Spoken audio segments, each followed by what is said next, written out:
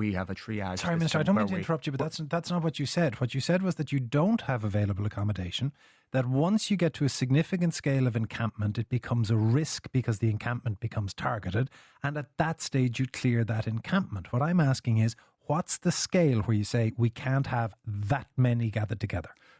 Our ability to intervene over the last 2 weeks in Grand Canal and at Mount Street was because we had been able to secure accommodation. That is the central issue in all of this, the availability of accommodation. And because of the work we've done with the HSE to bring on more sites, we were able to provide accommodation to 290 people in Mount Street, to 163 people on the Grand Canal. And it was that was the factor that allowed us to intervene in both situations. But what you said to us is that doesn't change the fact that we have an ongoing issue of people who are sleeping rough on the streets, who are seeking international protection, and that you don't have enough accommodation to deal with them in the short to medium term. So they are going to be a continuum. You've said you engage when they begin to gather together in groups that are too large that it proves a risk to them. What's that number? What I said is I recognised that when there are large numbers of people congregating and sleeping rough together, there are risks there. But our ability to intervene at both Mount Street and Grand Canal was because we brought new accommodation online. Yes, but that doesn't change the fact that new accommodation is not sufficient for everybody. You will continue to have an ongoing problem, and you will continue to intervene, as you say, based on a scale issue of risk. No, we will continue to intervene when we get additional accommodation, and that's what we're working to achieve. How long do you think before you will have sufficient accommodation for the tent cities to be removed in total? I believe in the next number of months, I'll be in a position where... Months that we'll be in a position to say with confidence that everybody who requires an offer of accommodation can get one. And that's what we're working to achieve across government. So when we look at, because it did, I'm not suggesting that it was actively done, but the inference that was made about the big Mount Street clear out was that it was an element of a new dawn, that this was a change in approach, that this was the end of the sort of tented cities as they're being described. What you're saying is that that's not the case, that we are going to see a succession of those. We're going to see a Mount Street clearance, we're going to see a Grand Canal clearance, we're going to see another Grand Canal, and this is going to go on for months. What I'm saying is that we're doing everything in our power to bring on additional accommodation. And that's, as I say, we've already delivered that at some scale in Crooksling and at Trudder. But I want to be in a position where I can provide an offer of accommodation to everybody. And that's the work we're doing in the short term, in the provision of state-owned land, and in longer term measures in terms of bringing on additional developments at sites, as I say, like Knocklasheen, like Athlone, where we already have international protection accommodation, and we're looking to upscale. Is there not something fundamentally broken in the system? Because as I understand it, what happens now if you seek international protection is you arrive into Dublin, for some of the people who are seeking international protection, and you are handed a government tent. We give you a tent. No, you're shaking your head. No, that doesn't happen. Where did they get the tent? As you know, we're not in a position to accommodate everybody. Where people aren't accommodated, they engage with a number of NGOs that our department support in terms of providing services to international protection applicants who haven't been accommodated. And those are a range of services. They may be access to meals, access to showers during the day, access to charging facilities. A tent? And a number of those NGOs where they identify that the individual is at risk of rough sleeping, a number of those NGOs may provide tent or a sleeping bag. And we fund that? Our department funds NGOs in terms of providing what they see are the necessary services to individuals. Okay, but the money may travel a circuitous route. The end result is the same. The government supplies you a tent and says, find somewhere to stay. The government then comes around by the other hand and takes your tent away. Government has an obligation in terms of providing accommodation to international protection applicants.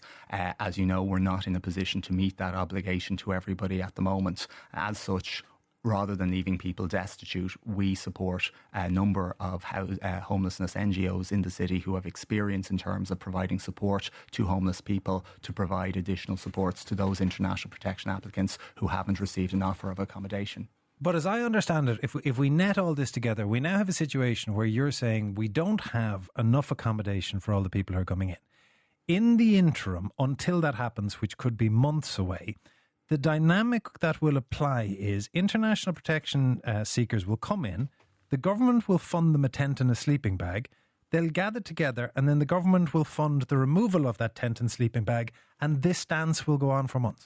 And that's why it's so important that we bring that additional accommodation capacity on, and that's why the work that I'm doing and the Taoiseach has coordinated across a number of government departments to deliver that extra capacity is the absolute focus of government. But is there not a better way than saying, here's a tent, have at it? The best way is to provide state-provided accommodation. That is the best way. We're not in a position to do that for everybody right now. As I say, since we introduced the comprehensive accommodation strategy, we have been able to provide 450 additional spaces. More spaces will come online in the weeks ahead, and I believe we will be in a position where we're able to provide an offer of accommodation to everybody. But I have to recognise there is some work to do before we can provide that offer to everybody. But then what we are cleaning up as a state is, and I don't mean that term pejoratively because it tends to end up with jet washing. It's literally a clean up of the areas. What we are cleaning up is what we create. We hand out dozens, if not hundreds of tents. We say best of luck.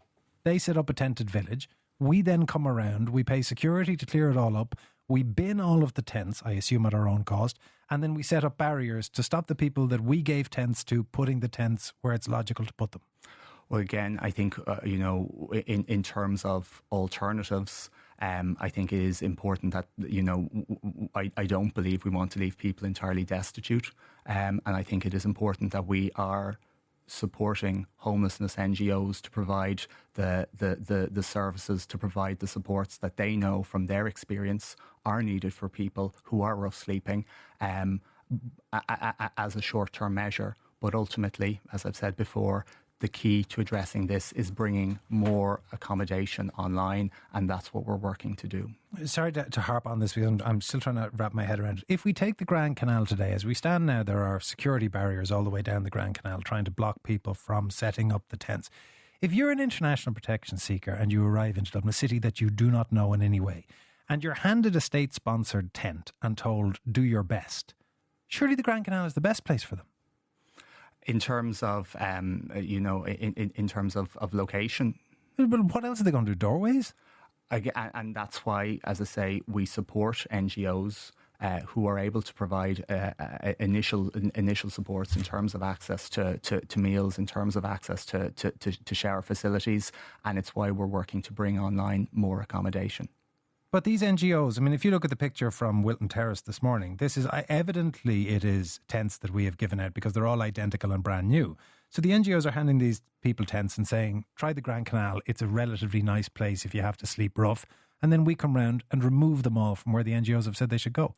Once we've been able to provide them with proper accommodation, yes. And I think we all agree that getting people into state-provided accommodation where they're able to access showers, where they're able to access regular meals, I think we all agree that that's what we need to do. We want to be in a position where we're able to do that for all international protection applicants. And the work we're doing across government to bring on more capacity is allowing us to do so.